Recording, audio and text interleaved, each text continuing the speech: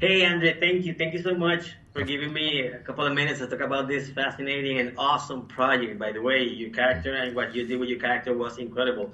So Thank you. let me start by saying I am one of those who thinks that biographical projects like this one, where they focus on an event or a period in the life of the subject under discussion, most of the times shows more about the subject's life than when they use the traditional structure of the chronological lifespan. So what do you think when they presented you this story about this specific period in Huey's life?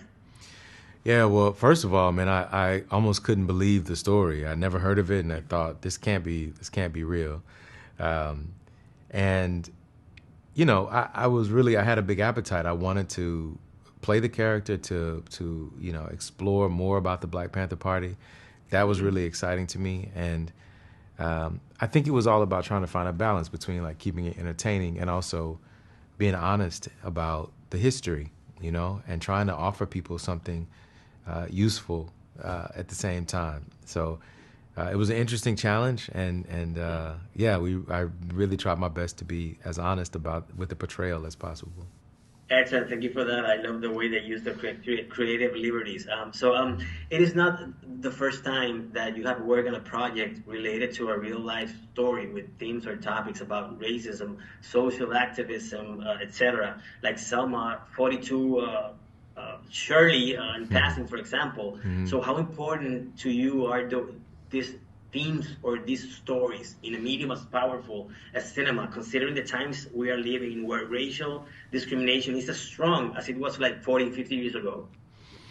Yeah, these kinds of stories are really important to me.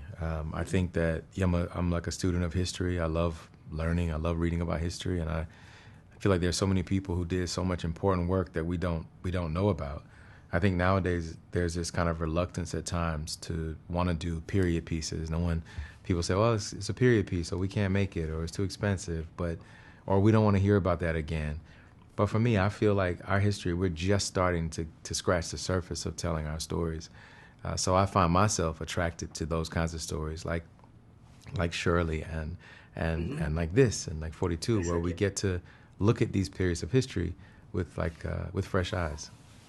Excellent. So we can, or I can help but compare it to the Oscar-winning Argo when we read the premise at least. But it is a very different project, and although it takes some creative liberties, I like how it focuses on the conflicting mentality of escaping versus keep fighting for what is right, even considering the risks involved. So tell me a little bit about this duality of the character.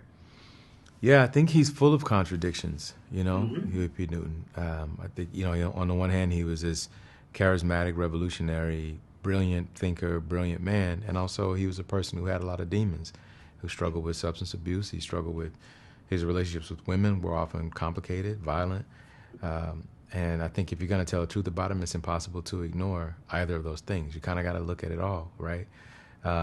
But that contradiction is just like one of many. He also was like a very shy person, and yet he's this forced to be a public speaker and to be the leader of this movement at the same time. So playing with that dichotomy, I found to be yeah, really really really exciting. Thank you for that. My time is up, but I cannot Oh, let you go without saying that I would love to see a second season of The Eddie, one of my ah, favorite cool. series of all time, as a jazz fan. So thank you so much also Uh, for that excellent show. So thank you. again, congratulations with this new project, The Big Cigar. Thank Thanks, you. man. Gracias. Desde Thank you. Puerto Rico. Thank you, man. Take care.